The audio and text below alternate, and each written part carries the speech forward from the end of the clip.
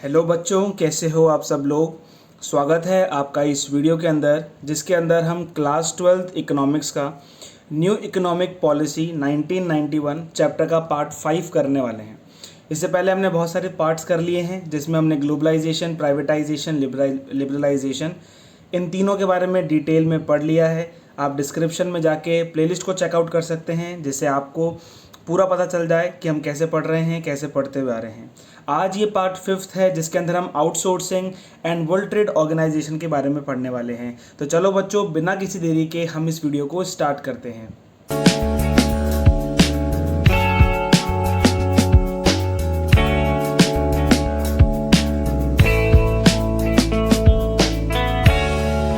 तो बच्चों, आज इस वीडियो में हम outsourcing and world trade organisation के बारे में पढ़ने वाले हैं। तो सबसे पहले हम समझते हैं कि आउटसोर्सिंग का मतलब क्या होता है। देखो यहाँ पे लिख रखा है getting things done through third party. यानी फॉर एग्जांपल आप समझो कि आप एक बिज़नेस करते हो और आप अपने बिज़नेस के अंदर बहुत सारे एक्टिविटीज़ करते हो। जैसे आप प्रोडक्शन करते हो, ठीक है ना, आप मार्केटिंग करते हो एंड आप आफ्टर सेल सर्विसेज करते हो। तो ये आपके 3 मेजर एक्टिविटीज़ है। तो प्रोडक्शन आप कर लेते हो, मान लो मार्केटिंग आप कर लेते हो, लेकिन जो आफ्टर सेल सर्विसेज है, जैसे कि अगर मान लो माल बिक गया तो कस्टमर से फ़ोन करके पूछना कि आपको कैसा लगा, ठीक है, आपको कोई दिक्कत तो नहीं हो गई, ठीक है ना, कोई माल में दिक्कत तो नहीं हुई, आपका फीडबैक क्या है।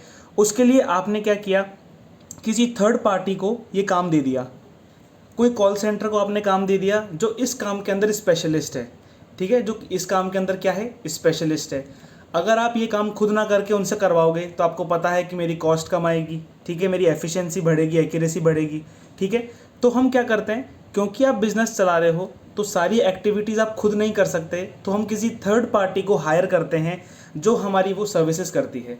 चाहे से आफ्टर सेल सर्विसेज हो गई, चाहे से मार्केटिंग हो गई, चाहे से प्रोडक्शन हो गया, ठीक है। आप बहुत जगह देखोगे कि कुछ बिजनेसेस ऐसे होते हैं जो ट्रेडिंग का काम करते हैं, ठीक है, खुद वो माल बेचेंगे, लेकिन जो प्रोडक्शन है वो कौन कर रहा होता है, वो कोई दूसरी कंपनी कर रही होती है उनके लिए प्रोडक्शन, ठीक है बच्चों। तो उसको बोलते हैं आउटसोर्सिंग, यानी getting things done through third party, ठीक है। जैसे कि हम अकाउंटिंग सर्विसेज को आउटसोर्स कर सकते हैं, ठीक है, हम बाहर से करवा सकते हैं। मान लो कोई अकाउंटिंग फर्म है, ठीक है, जिसमें 5-7 अकाउंटेंट बैठते हैं, तो हमने क्या करा, हमारी अकाउंट्स की फाइल उनको दे दी कि अब आप अपनी कंपनी में इसको करो, सॉल्व करो, ठीक है। जैसे कॉल सेंटर्स हो गए, ठीक है, हमारे इंडिया में सबसे ज़्यादा कॉल सेंटर्स हैं, ठीक है। क्यों आउटसोर्सिंग का ऑप्शन क्यों आ जाता है, क्या इससे हमको कुछ फ़ायदा होता है? हाँ, इससे फ़ायदा होता है। जैसे मैंने अभी आपको इस एग्जांपल में बताया कि क्योंकि आप बिजनेस कर रहे हो तो सारा काम आप खुद नहीं कर सकते हो, ठीक है, आपको किसी थर्ड पार्टी को इन्वॉल्व करना पड़ेगा जो आपका काम करे, ठीक है, और आपसे अच्छा काम करे, ठीक है। हम क्यों आउटसोर्सिंग कराते हैं? क्योंकि कॉस्ट हमारी कम होती है। क्योंकि अगर मान लो आप ही सब कुछ काम करोगे तो कितना हेक्टिक हो जाएगा। हो सकता है आप उस काम में एफिशिएंट नहीं हो, ठीक है ना, हो सकता है आप वो काम करो तो इतनी एक्यूरेसी के साथ आप काम ना करो, ठीक है। तो क्यों हम आउटसोर्सिंग कराते हैं? जिससे कॉस्ट हमारी कम हो, हमारी एफिशिएंसी इंप्रूव हो और एक्यूरेसी अच्छी हो जाए। बिजनेस ओनर, जैसे मान लो कि आप अपने बिजनेस में हो, ठीक है, आप हमेशा 10 कस्टमर को फ़ोन करके आप खुद ही पूछ लेते हो कि कैसा चल रहा है ना, कैसा आपको प्रोडक्ट कैसा लग रहा है, सर्विसेज आपको कैसी लग रही है। लेकिन अगर उसके लिए आप एक एंटायर एजेंसी हायर कर लेते हो तो वो क्या है, वो 100 नहीं, वो 1000 लोगों को 1000 लोगों को है ना रीच आउट कर सकती है। सोचो, उन्होंने उस फील्ड के अंदर टेक्नोलॉजी को इम्प्रूव कर रखा है, ठीक है, उन्होंने अच्छे स्पेशलिस्ट को हायर कर रखा है एजेंसी ने, ठीक है ना, काम को कैरी आउट करने के लिए। तो आपको झंझटबाजी लेने की ज़रूरत नहीं है, ठीक है। वो जो एजेंसी है, वो जो थर्ड पार्टी है, वो आपका काम पूरा ढंग से संभाल रही है। तो हम क्यों करते हैं? कॉस्ट कम हो जाए, एफिशिएंसी बढ़ जाए और एक्यूरेसी इंक्रीज हो जाए। लेकिन इंडिया, आप एक क्वेश्चन देखोगे कि इंडिया एक एमर्जिंग सेंटर है आउटसोर्सिंग का। क्यों? ऐसा क्यों है? ऐसा क्यों है कि इंडिया एक एमर्जिंग सोर्स है आउटसोर्सिंग का? क्यों? क्योंकि इंडिया के पास चीप लेबर है, यानी कि हम स्किल्ड भी हैं, लेकिन हम कम पैसों में काम भी कर लेते हैं। And growth in IT sector, Indians जो है वो स्किल्ड हैं प्लस चीपली अवेलेबल हैं। चीपली का मेरा मतलब है सस्ता, ठीक है। अब मान लो वही काम जो, जैसे मान लो यूएसए है, यूएसए की कोई ब्रांड है, अगर वहाँ के एम्प्लॉयज़ करेंगे तो वो यूएसए से ज़्यादा चार्ज करेंगे, लेकिन अगर यूएसए का काम इंडिया करेगा तो इंडियन एम्प्लॉयज़ काम करेंगे जो कि स्किल्ड भी हैं काम करने में, और आईटी सेक्टर भी यहाँ पे अच्छा इस्टेब्लिश्ड है। तो क्या है, वो कम प्राइस पे कम पैसों में काम कर लेंगे, अच्छी सर्विसेज डिलीवर करके दे पाएंगे। इसलिए इंडिया जो है वो एमर्जिंग सेंटर है आउटसोर्सिंग का। क्यों? क्योंकि चीप लेबर है और आईटी सेक्टर में हमारे ग्रोथ है। ठीक है बच्चों, तो ये हमारा आउटसोर्सिंग पूरा कंप्लीट हो जाता है। इसके बाद मैं आपको एक और कॉन्सेप्ट बताना चाहता हूँ कि टाइप्स ऑफ ट्रेड क्या होता है, कितने प्रकार के ट्रेड्स होते हैं। याद रखना, पहला होता है बायलेटरल ट्रेड, यानी कि वो ट्रेड एग्रीमेंट जो कि सिर्फ 2 कंट्रीज़ के बीच में किया जाता है, और दूसरा होता है मल्टीलेटरल ट्रेड, यानी कि वो ट्रेड एग्रीमेंट जो कि मैनी कंट्रीज़ के बीच में करा जाता है। ठीक है, जैसे मानो इंडिया ने यूएसए के साथ कोई एग्रीमेंट किया कि ठीक है हम कुछ आपसे कुछ मंगाएंगे, तो हमको ये जो चीज़ है ना वो पूरा हमने एग्रीमेंट में डिसाइड कर दिया। तो क्या हुआ, ये 2 कंट्रीज़ में हुआ। लेकिन जैसे मानो जैसे G20 है, ठीक है ना, आपने ब्रिक्स का नाम सुन रखा है। ठीक है, जो G20 है, जो ब्रिक्स जैसी ऑर्गेनाइजेशन है, वो क्या है, मल्टीलेटरल ट्रेड है। हम ट्रेड एग्रीमेंट भी कर रहे हैं और कुछ हो सकता है डेवलपमेंट एक्टिविटीज़ भी कर रहे हैं। तो यानी कि कोई भी agreement, trade agreement between many countries को क्या बोलते हैं, मल्टीलेटरल ट्रेड। दूसरा कॉन्सेप्ट है टाइप्स ऑफ इन्वेस्टमेंट, कितने प्रकार के इन्वेस्टमेंट होते हैं। याद रखना बहुत इंपॉर्टेंट है, आपको बहुत सारे MCQs में मिल जाएगा। पहला होता है फॉरेन डायरेक्ट इन्वेस्टमेंट, दूसरा होता है फॉरेन इंस्टीट्यूशनल इन्वेस्टमेंट। दोनों में फ़र्क क्या है, देखो सबसे पहले उनकी फुल फॉर्म देख लो, फॉरेन डायरेक्ट इन्वेस्टमेंट, और इसका है फॉरेन इंस्टीट्यूशनल इन्वेस्टमेंट। यहाँ पे आता है डायरेक्ट और यहाँ पे आता है इंस्टीट्यूशनल। हमेशा याद रखना, डायरेक्ट यानी कि हम डायरेक्टली कंट्रोल करेंगे, डायरेक्टली ओनरशिप ले लेंगे किस चीज़ की, फिजिकल एसेट्स की।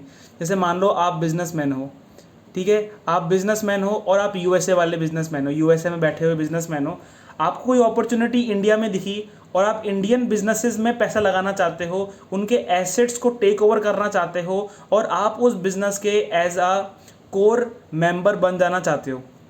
ठीक है, तो आप क्या करोगे, उनके एसेट्स में इन्वेस्ट करोगे, तो आप डायरेक्ट कंट्रोल कर लोगे और ओनरशिप ले लोगे।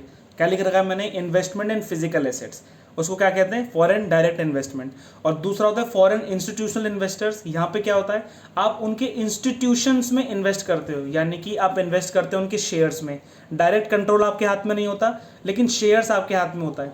जैसे मान लो यूएसए वाला बंदा रिलायंस के शेयर ले सकता है बाहर से बैठा बैठा। ठीक है, रिलायंस ग्रो होगा तो उसका पैसा बढ़ेगा, रिलायंस डूबेगा तो उसका पैसा कम होगा, लेकिन ये रिलायंस को ओवर पावर नहीं कर सकता, इसके ऊपर अपने अधिकार को नहीं जमा सकता। ठीक है बच्चों, तो ये है foreign direct investment and foreign institutional investment. इसको याद रखना, टाइप्स ऑफ ट्रेड को एंड टाइप्स ऑफ इन्वेस्टमेंट को। इसके बाद हम पढ़ने वाले हैं world trade organisation. World trade organisation, ये याद रखना, वर्ल्ड ट्रेड ऑर्गेनाइजेशन 1 जनवरी 1955 में स्टैब्लिश हुआ था 123 कंट्रीज़ के साथ, जिसमें इंडिया भी उस समय WTO के साथ था जब WTO इस्टेब्लिश हो रहा था। WTO से पहले एक गैट नाम की ऑर्गेनाइजेशन थी, जिसको बोला जाता है general agreement on trade and tariff. क्या बोला जाता है, general agreement on trade and tariff. ये 1948 में इस्टेब्लिश हुई थी 23 कंट्रीज़ के साथ। ठीक है, क्यों हमको गैट को हटा के WTO लाना पड़ा, क्योंकि देखो यहाँ पे लिख रखा है फॉर्मल ऑर्गेनाइजेशन नहीं थी। जो गैट थी ना, GATT, ये फॉर्मल ऑर्गेनाइजेशन नहीं थी, और यहाँ पे कोई भी फॉर्मल मीटअप्स नहीं होते थे, है ना, मीटिंग्स नहीं होती थी। जैसे होता है ना कि हर ईयरली लोग मिल रहे हैं ठीक है, कुछ पीरियड्स के बाद लोग मिल रहे हैं। जैसे हम जानते हैं कि इंडिया में G20 समिट हुआ, ठीक है, तो इसमें क्या हुआ, जो वर्ल्ड लीडर्स है वो मिले आकर। ठीक है, तो गैट ऑर्गेनाइजेशन में लोग बाग मिलते नहीं थे और कोई भी फॉर्मल ऑर्गेनाइजेशन नहीं थी। ठीक है, और एक और क्या था कि इसमें सिर्फ आप गुड्स को ही इधर से उधर कर सकते हो। ठीक है ना, सर्विसेज का कोई बात नहीं था, सर्विसेज की इसमें कोई भी बात नहीं थी। ठीक है, क्योंकि पुरानी थी उस समय, हो सकता है इतना, है ना, इवॉल्व नहीं हुआ हो ये सेक्टर, सर्विस सेक्टर, तो सिर्फ ये गुड्स के ऊपर बात करती थी। तो इसलिए हमने गैट को हटाकर WTO हम लेकर आए। ठीक है, हम WTO लेकर आए, जिसमें क्या हुआ हम पढ़ते हैं। देखो जिसमें क्या हुआ, वर्ल्ड ट्रेड ऑर्गेनाइजेशन का काम क्या था, ये काम क्या करती है, ये इंश्योर करती है रिसोर्स यूटिलाइजेशन। WTO ये इंश्योर करता है कि कोई सी भी कंट्री किसी दूसरी कंट्री के ऊपर रिस्ट्रिक्शन नहीं लगा सकती किसी भी मामले में, ट्रेड है ना, ट्रेड के मामले में कोई भी कंट्री दूसरी कंट्री के ऊपर रेस्ट्रिक्शन नहीं लगा सकती। काम क्या होता है देखो उनका, देख लो, एंश्योर रिसोर्स यूटिलाइजेशन, यानी कि हम ये चेक करेंगे, यानी कि WTO ये चेक करेगा कि कोई सी भी कंट्री जैसे इंडिया है, अगर इंडिया एक्सपोर्ट कर रही है और इंपोर्ट कर रही है तो WTO इंश्योर करेगा कि एक्सपोर्ट इंपोर्ट की प्रोसेस में कोई भी वेस्टेज नहीं होनी चाहिए, वर्ल्ड के रिसोर्सेज को वेस्ट नहीं किया जाना चाहिए, लेकिन जो रिसोर्सेज हमारे पास हैं उनको फुल यूटिलाइजेशन हमको करना चाहिए। सेकेंड है protect free and fair trade. WTO ये नज़र रखेगा कि हर एक कंट्रीज फ्री एंड फेयर तरीके से ट्रेड करती है नहीं करती। जैसे मान लो इंडिया है, इंडिया जब चाइना को माल बेच रहा है तब मान लो एक प्रोडक्ट की प्राइस लगा रहा है 50 रुपये, और वही माल अगर हम USA को बेच रहे हैं तो हम प्राइस लगा रहे हैं 100 रुपये, ठीक है। तो WTO को पता चल जाएगा कि यार ये तो कुछ गड़बड़ हो रही है, कुछ दिक्कत हो रही है, इसको रोकना ज़रूरी है, इसको सॉल्व करना ज़रूरी है, ठीक है।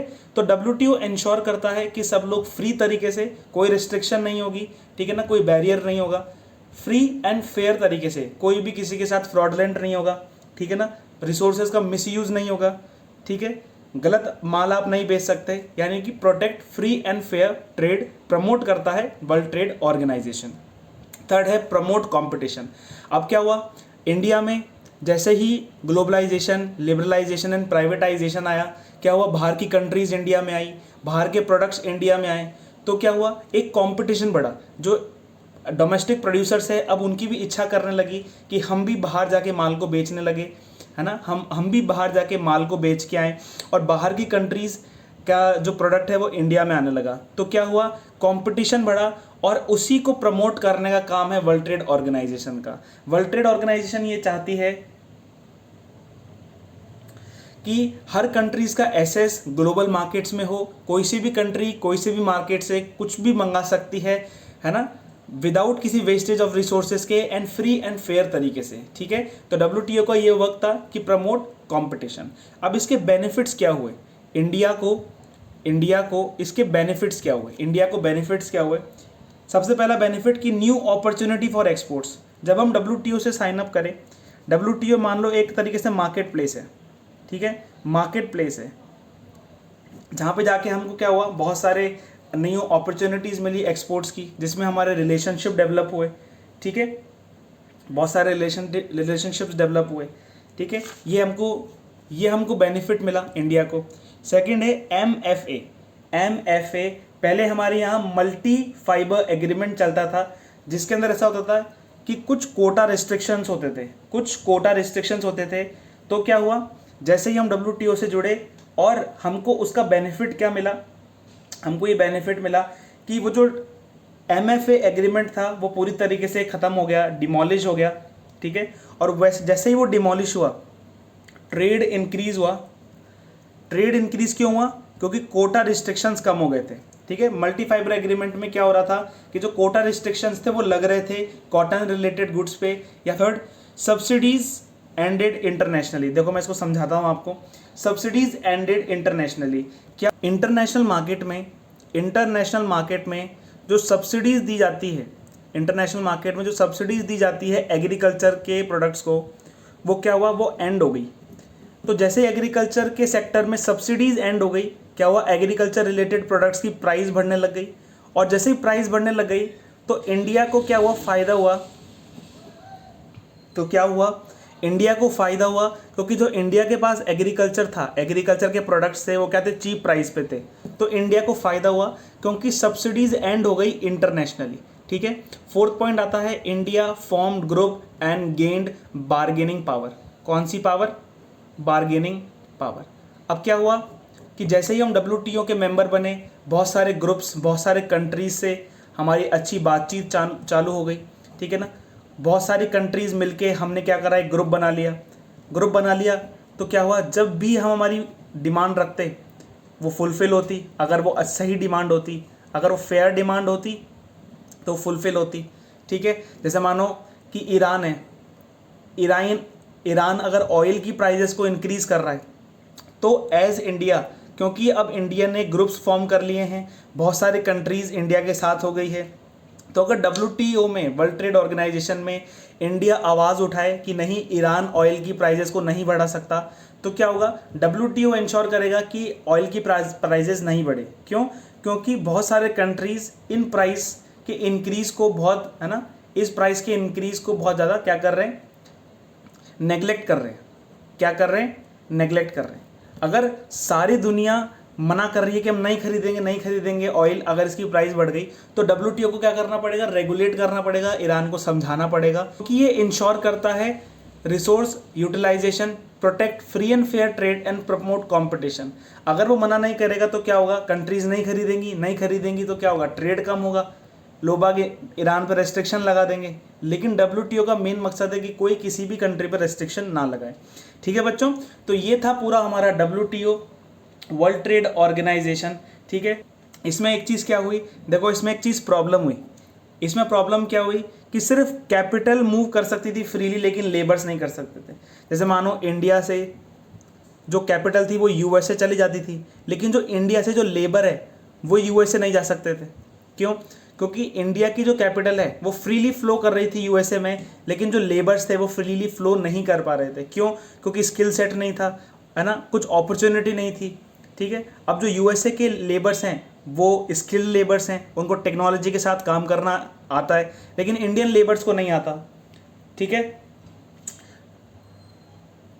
तो इसका इम्पैक्ट क्या हुआ कि लेबर को अपनी जो वेजेस हैं वो इतनी अच्छी नहीं मिल पाई जितनी मिलनी चाहिए थी।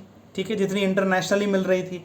इंडिया में इंटरनेशनल क्वालिटी का गुड्स तो आ रहे थे, इंटरनेशनल क्वालिटी की टेक्नोलॉजी आ रही थी, लेकिन जो उन लोगों को वेजेस मिलती है, उन लोगों को सैलरी मिलती है, वो सैलरी और वेजेस लेबर्स को नहीं मिल रही थी। तो कहीं ना कहीं ये प्रॉब्लम था इस पूरे प्रोसेस का। ठीक है बच्चों, तो आज हमने WTO यानी वर्ल्ड ट्रेड ऑर्गेनाइजेशन का वर्क एंड बेनिफिट समझ लिया, है ना। ये आप याद कर लो, स्क्रीनशॉट ले लो, रिवाइज करने में आपको हेल्प करेगा। ठीक है, आउटसोर्सिंग हमने समझा, types of trade, types of investment हमने समझ लिया। ठीक है बच्चों, आज के लिए इतना ही। आप MCQ सेक्शन में जाके, ठीक है ना, शॉर्ट सेक्शन में जाके MCQ को अटेंड कर सकते हैं और अपने कॉन्सेप्ट रिवाइज कर सकते हैं। ठीक है बच्चों, मिलते हैं नेक्स्ट वीडियो में LPG अप्रेजल के साथ। हम बेनिफिट्स एंड नेगेटिव इम्पैक्ट्स को चेक करेंगे। Till then good bye, keep learning. मिलते हैं नेक्स्ट पार्ट में। थैंक यू बच्चों।